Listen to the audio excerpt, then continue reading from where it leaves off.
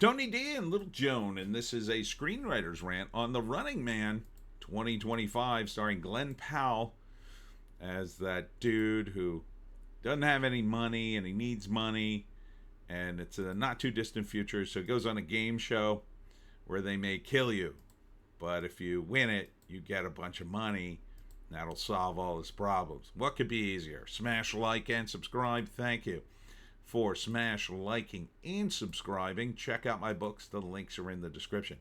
Comedy horror in South Jersey. It's the Pineys, books 1 through 17, available at amazon.com. Don't forget, Kindle Unlimited is free. Now, I did not read the Stephen King novel, but I absolutely saw the Arnold Schwarzenegger version of this, which was kind of awesome. It was an Arnold movie, which we all loved back in those days.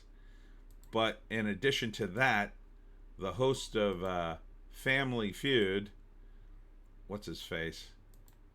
I can't think of his name. Here's the cast. Let's see. I can't think of the guy's name now. Yeah, Running Man 87. And it was Jim Brown was in it as one of the other contestants, I think. Oh God, Richard Dawson. Yeah, that's it. Richard Dawson was the host and like the head of the game. And he actually, of course, hosted Family Feud at the time. So that gave it an extra level of awesomeness to an Arnold Schwarzenegger movie that I don't know if this one has, but instead we got a really good director, Edgar Wright. Who directed the other one? I don't remember. Paul Michael Glaser. He's okay. He's okay. Do we have the screenwriter? No, different screenwriter. Yeah, it feels like a different take than from the movie. I'm not sure how it compares to the book. Arnold in the original movie was he was kind of like in a track, like that was for the game show. This one he seems to be out in the general public and everybody's trying to hunt him. I don't remember. I don't think that was the case in the 87 movie. But what a cast. So you got Glen Powell, who's blowing up, and he's good. I mean, he's charismatic. He's handsome enough for the role. You got Josh Brolin as the lead bad guy. He's playing the Richard Dawson role, but he's not the host. I strongly suspect they combined the two roles to kind of condense it, I guess. So Coleman Domingo, I think, is the host of the show. And then Michael Cera's in it for some reason. Who the hell is he going to be? No idea. Richard Manuel's in it. I think he's from Dexter. William H. Macy. So this is a really good cast. It's a really good cast. So, and with Edgar Wright, I don't think it could go wrong. So the plot, and it's pretty similar to the first one, is Glen Powell's character. He's out of money. He needs money. I don't think this was the case in the first one, although it might have been. I don't remember. He needs money for his sick kid. And this is his wife and his kid. He can't get a job because it's the future and he's been blacklisted. But like it's all a scam. This is his wife. It's all a scam to get contestants for the show because there's big money in the show. So Glen's going to do the show, and if he wins, if he survives, I think it's 30 days, he wins the money. But of course, they're cheating, and that's part of the deal. They're actually cheating, and he needs to survive, and then he takes down the entire show. He takes down the entire network, and then saves the day. So it's sort of like a dystopian thing, but it was very tongue-in-cheek too, and Edgar Wright is really good at that kind of stuff. So it looks kind of fun. It doesn't look as campy as the Arnold Schwarzenegger one. Um, would have been great to get a real game show host to be the game show host, but there's not really any big ones left anymore. I mean, Drew Carey's the only one that comes to mind. He's a little too nice to play an evil game show host, I think. Richard Dawson was just perfect because not only was he was the host of Family Feud, but he was kind of a D. He you could sense the hostility when you watched Family Feud that he kind of didn't like people all that much. Whereas Drew Carey, he just comes off as a really nice guy. I don't think it would work for him. I can't think of any other famous game show host these days.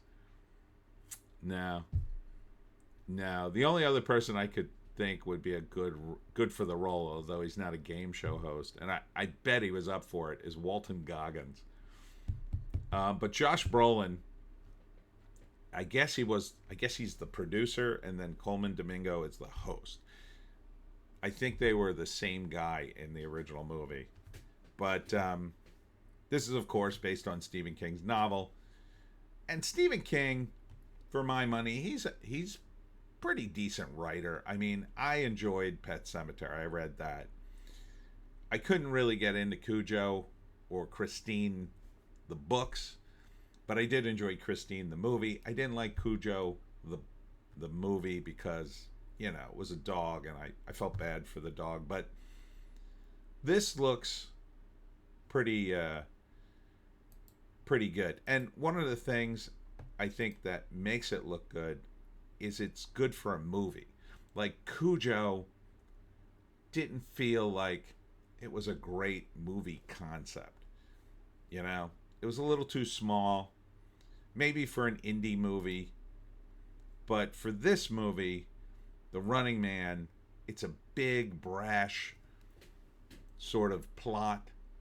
So big stuff happens.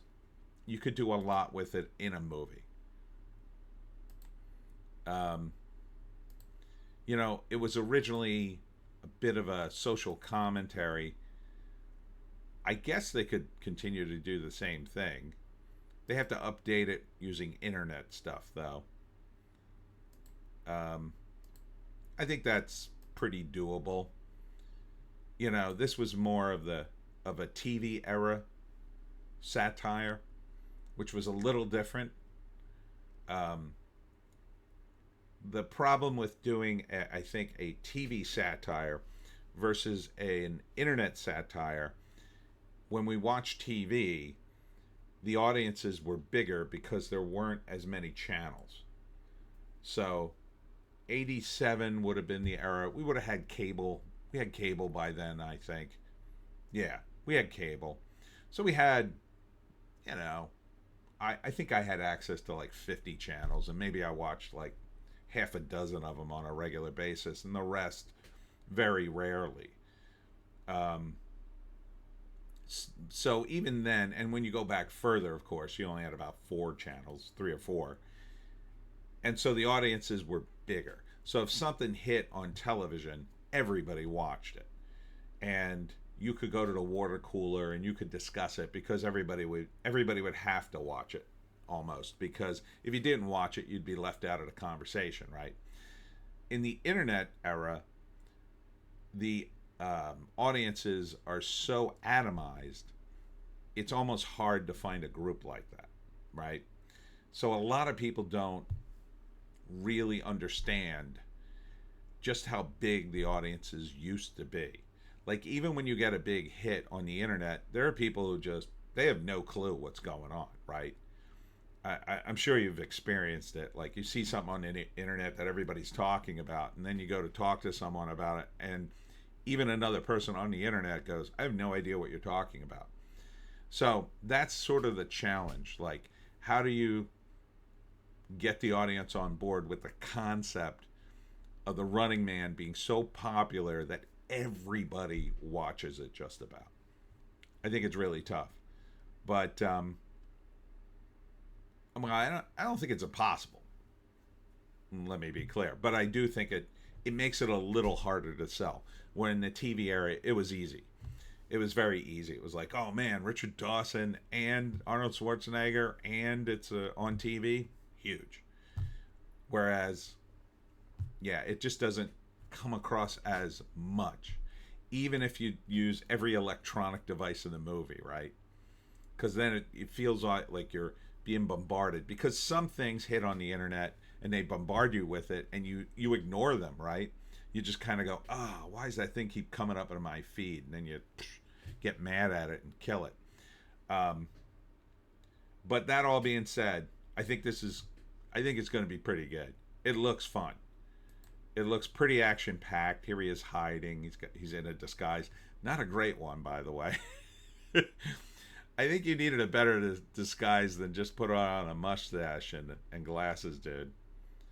I mean, he looks nice though. He's dressed nice. The other problem too is even now, and I'm not sure this takes place in an alternate universe. Maybe the technology is futuristic, but only half futuristic. How do you get away from people with the access to facial recognition technology, right? Because they have that now, and it's pretty available. I got to think it's available to, just any rando who does enough digging on the internet and downloads an app. So that's going to be an interesting thing to address. And they could address it, They could say, like, you got to find him, but you can't use, facial recognition. Like, there's no tracker on him for the contestants who are trying to kill him. There's only a tracker for the show to follow him on camera or something, And is it all live is the question. Which is another thing we have the technology for, right? So if this guy had a GoPro strapped to his head with a direct feed going to, I don't know, the internet, and it's the future, so maybe they got a future battery that lasts, a year, then potentially the camera would just be on 24/7, and you'd be like, oh, there he is. He must be walking by McDonald's. I see the McDonald's, or something like that. So yeah, just things to consider as a screenwriter. So first act, he needs the money. He lives in this dystopian world, and he decides to sign up because he needs the money too badly. He signs up, and there are rules to the game. I think there were breaks, if I'm remembering correctly, during the first movie. I think Arnold got some breaks, so there was a chance for him to talk to the villain character more. So I'm sensing that maybe they do that too. So maybe they set him loose for a couple of days, and then they give him like a day off or something to recoup and give him more weapons or whatever. They don't appear to be giving him too many weapons in this. That was a big attraction of the original movie. I believe they were giving Arnold all sorts of weapons, or the guys trying to kill him. And there were other contestants. I'm not sure there's other contestants in this, but there are other guys helping him. So the movie sort of ramps up. They're trying to kill him, and he's a big hit, and they think they're going to kill him, and they almost do a couple of times. But now it looks like he's going to win, and then Josh Brolin is like, oh no, we can't have him win. So then he rigs the game. But even though he rigs the game, Glen Powell beats it, of course. And then he says right in the trailer, and this is going to be foreshadowing for the third act, of course, I'm going to come back here and burn this place to the ground. What did Arnold say? He said something similar. I don't think he said that, though. I think he said something to Richard Dawson that he was going to kill him. But he said it in some cool way. I forget the line. Somebody post the line in my comments. And I did see the original Running Man. I thought it was okay. I mean, I like the concept of it, and I like going to see it in the first half of it. the ending wasn't as satisfying because you kind of know what's coming. And Arnold movies kind of always ended the same way. He'd just kill the main dude, and that would be it. But maybe this will have a little more. I mean, it's Edgar Wright, so I think it'll be a little more dynamic than that. So yeah, I would put this one on your list. When is it coming out? Is the question. Uh, no date, no release date.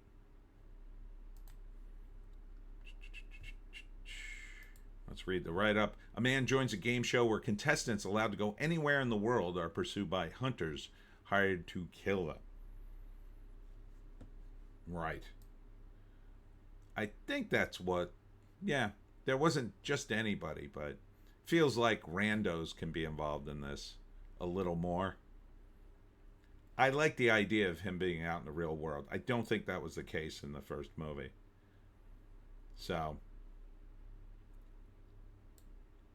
it looks fun. Looks crazy. It should come out in the summer, but I don't think it is. I mean, they're dropping the trailer now in July. If I remember correctly, I think this is coming out in October. Let's read the comments. Oh, another movie that didn't need to be remade. I don't know. The first movie's okay. And like I said, it's kind of a Arnold classic, but you know, in terms of remakes, if you're gonna remake a movie, there has to be a reason to remake it. The reason to remake Running Man might be one, the first version of the movie didn't really follow the book. I suspect there's some changes. Again, correct me in the comments. At least in the, you know, the first version they did. This might be a little closer to the book. That's one reason to do the remake. The second one for this one is it will be different, and it looks and feels different than the Arnold one. It feels like it's a little more grounded in reality, number one. And number two, again, the technology kind of changes it. So I'm not mad at this one. This is one you could remake. Just like I would like to see a remake of Maximum Overdrive. Because I kind of like that one.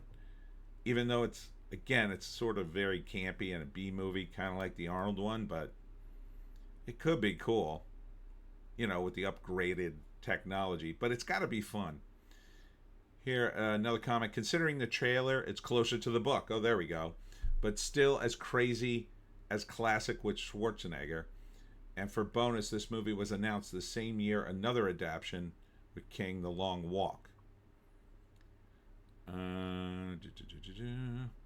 Is this done with AI? It looks claustrophobic, like everything is enclosed in space with little depth. Well, I think that's the classic sort of like, well, you're in Blade Runner world, so everything's got to be that way. Especially when you're inside because the environment's going to hell or whatever. Wow, I'm sold. No more trailers needed. Another remake, another mixed race couple. Amazing to see. Yeah, I noted that too.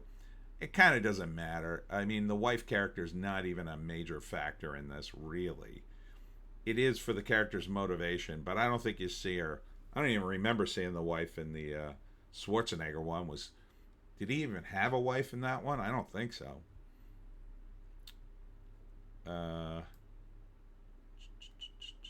Why do they keep ruining nostalgic movies? Only man I want to see running is the original Arnold.